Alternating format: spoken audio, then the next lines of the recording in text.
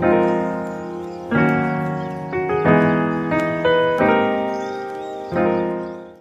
goal is to really build a network of young professional women between the ages of 24 and 39 to really emphasize the whole aspect of service, leadership development, what it means to be a philanthropist at this age, and sisterhood. Those are our core values, is to galvanize young women. I always say my goal is to impact millennial women past what they sell, and to make the connection in how you serve. You know, I say all the time that successful women and women leaders are not necessarily the same. You can be successful and not be a leader, right? And so my goal is to really not only make sure that women are successful, but they're coming back and they're leading, whether that's in their homes, in their schools, in their churches, in their communities, that we're taking the leadership role by developing the next generation of leaders. Each struggle along the way is having to reinvent myself and having to reprove myself as an artist, when I feel that generally artists are looked at as artists, okay? Once you're an artist, you're accepted as an artist. For me, it's an ongoing struggle, being Black, to have to always reinvent or reprove, to be reapproved by outside cultures, to even being funded. So it's a continuous struggle, you know. I've been in this business now for 46 years.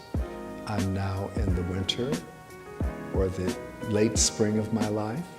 So it is very imperative now that I'm passing that information on to other people so that they can become their own entrepreneurs.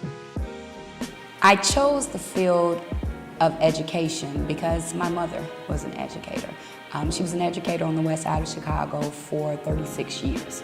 And following in her footsteps every day, I actually attended school with her during my primary years. So I was able to experience everything that a teacher experiences on a daily basis. I heard the sobs, I heard the praises. I saw her in action with students. I remember vividly students coming home with us and her being not only the teacher, but the mother, the doctor, the lawyer.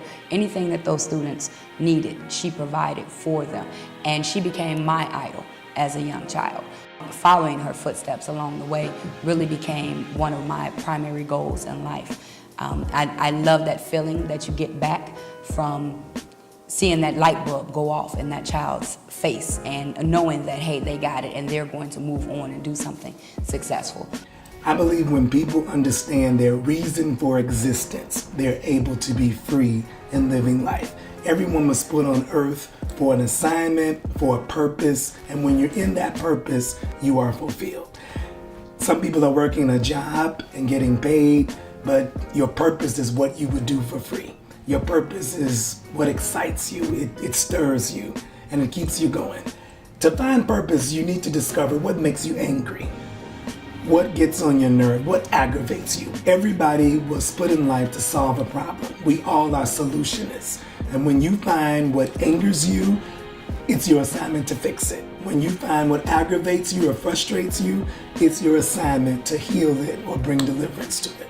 I've never had a secular job in my life. For my whole life, I've been preaching, I've been pastoring, I've been leading.